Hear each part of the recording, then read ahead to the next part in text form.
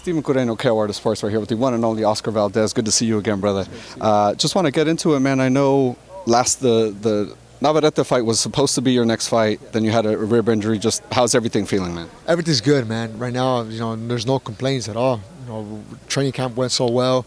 Sparring sessions, working with Eddie is just another great camp. And now I'm physically and mentally ready to come back and showcase, man. I just can't wait to step in the ring and set a statement. What kind of statement do you want to make? Obviously, you beat Adam Lopez before. You went down. He went down.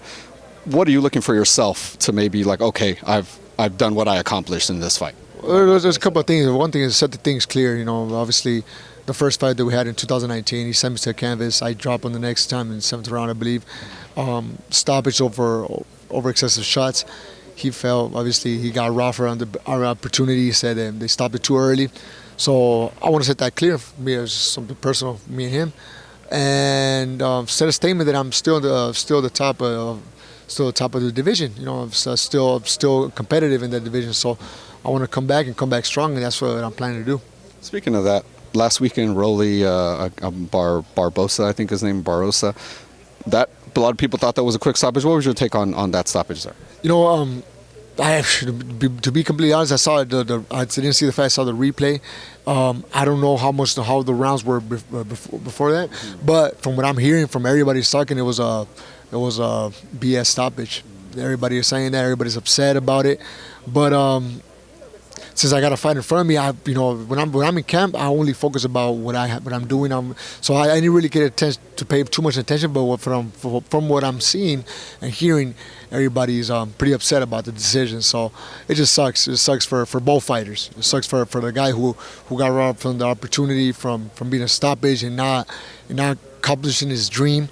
And it sucks for Rolly too, because he's a champion. He has a crown with not the champion name. People not calling you an actual champion. So it's unfortunate for both fighters, and it's unfortunate for boxing as well, because boxing itself, somebody could be very easy to get a bad name, and people are saying that there's money involved, and I just hate to hear those comments as far as boxing, because I know the boxing world. I know there's people who work hard and do it the right way, and it just sucks to hear those type of comments.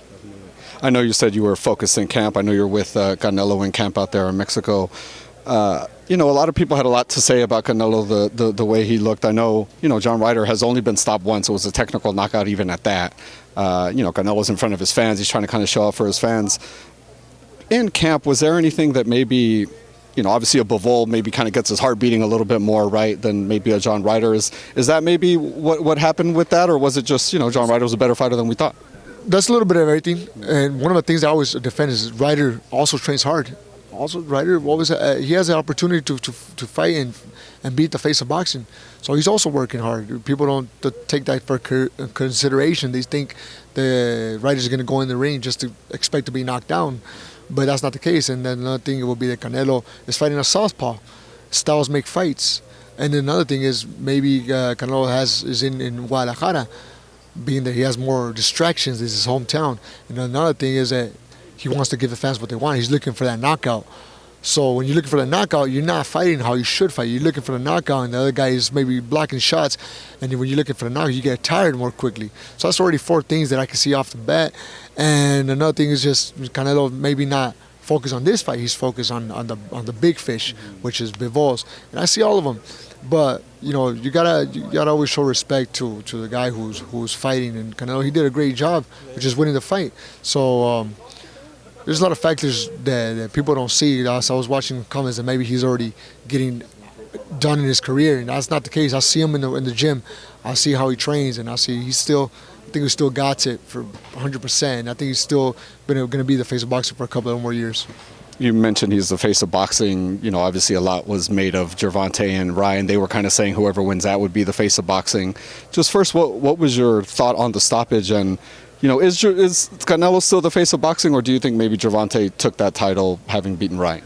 That's definitely Canelo still the face of boxing, and I don't say this because we're friends, because we've trained together, because he's my fellow Mexican compatriota. The reason why I say is because everywhere you go, everybody knows his name, and that's what makes him the face of boxing. He's still active, and people wanted to see him. when you go to a casual fan or to somebody who doesn't really know much about boxing and they know the name Canelo, that's where you know that he's the face of boxing.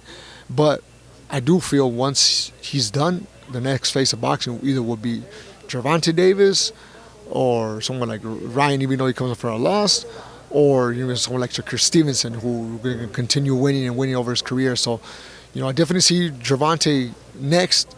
But right now, I truly believe it's Canelo's still the face of boxing. Last one for me, man. You've been in the ring with Shakur.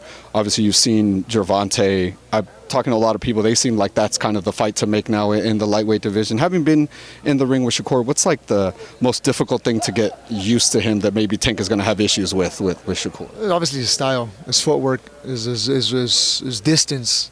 He's just one step away from that shot. You feel you got him. You feel you're that close. I'm just talking from my experience, but maybe Gervonta Davis is faster than me. Maybe Gervonta obviously hits hard of being in another division, but the hardest thing was definitely hitting Shakur. He's got that long reach. He's got that ring IQ. He's got that distance, great speed. He's a complete fighter. So it was a very interesting fight to see someone like Gervonta Davis and Shakur Stevenson. I think that would be the next big fight of boxing. How's my tocayo Steve the alligator over there? Steve is good. He's not going anywhere. Those guys live 100 years old. So I think I'll go before. I'll go first, then he'll go next. Oscar, best of luck, brother, this weekend. Thank you so much.